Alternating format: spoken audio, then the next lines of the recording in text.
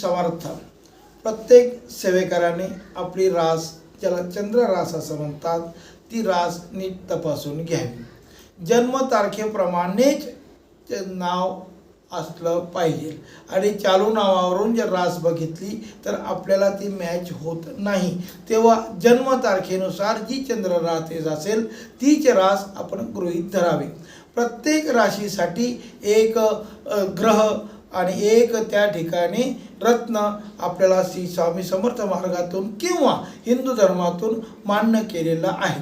मेष राशीसाठी पोवळा, की ज्याला ओरल असंही म्हणतात, पोवळ्याला प्रवाळ असंही म्हणतात, तो लाल रंगाचा असतो आणि ह्या पोवळ्याचा जर आपण वापर केला गळ्यामध्ये लॉकेट म्हणून किंवा अंगठीमध्ये सोन्यात जर आपण वापर केला तर पोवळा हे मेष रास आणि वृश्चिक राशीसाठी अतिशय महत्त्वाचे असतं.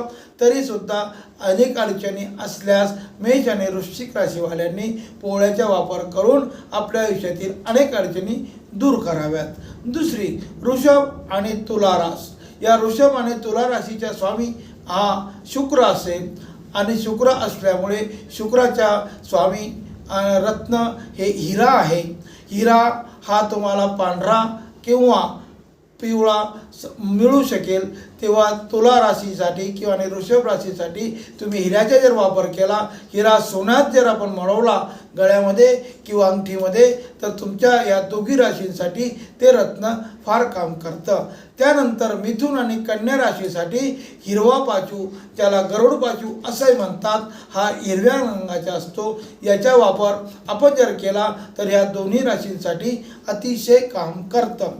कर्क राशीसाठी स्वामी चंद्र आहे आणि यांना एक बिना छेदाचा मोती हा काम करतो. त्यांनी तो मोती चांदीत जर वापरला, मग चांदीत गळ्यात लॉकेट म्हणून किंवा करांगळीमध्ये अंगठीत जर वापरला तर आपल्या अडचणी दूर झाल्याशिवाय राहत नाही. सिंह राशीचा स्वामी रवी आहे आणि स्वामी रवी असल्यामुळे त्यांना लाल रंगाचा माणिक अतिशय काम करतं आणि तो सोन्यात ज्यांनी मिळवला तर सिंह राशीतल्या अडचणी दूर झाल्याशिवाय राहत नाही. त्यानंतर धनु आणि मीन राशीचा स्वामी गुरु आहे आणि यांनी पुष्कराज वापरावा.